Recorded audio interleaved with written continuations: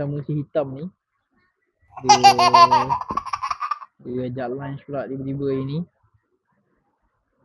Ajak Rai tak nak, dia datang sini ajak lunch. Saya akan viralkan video ni bagi family dia nampak. Dah long setting.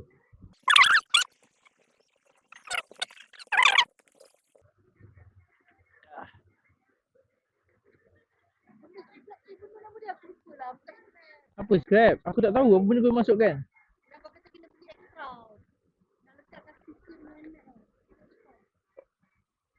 Strap?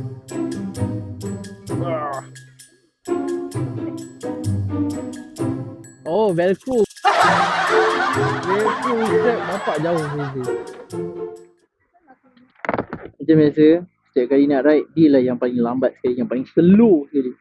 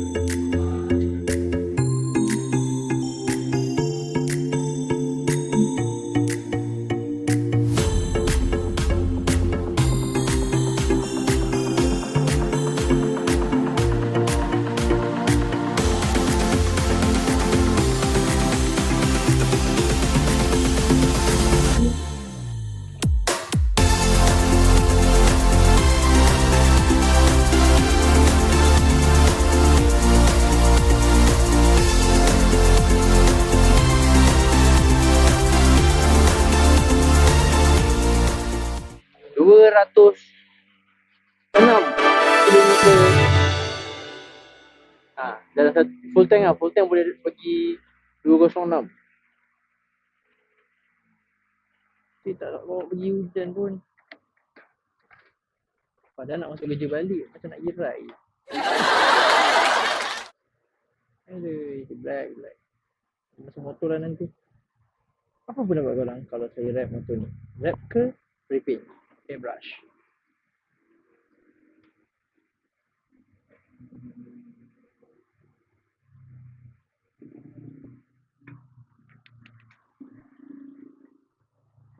Kalau tengok orang bawa motor Indian lah, girai.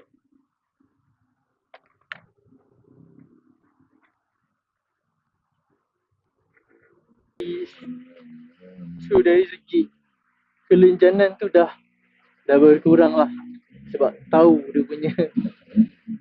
dia punya pad modal yang dikeluarkan tu agak besar. So guys, saya dah sampai.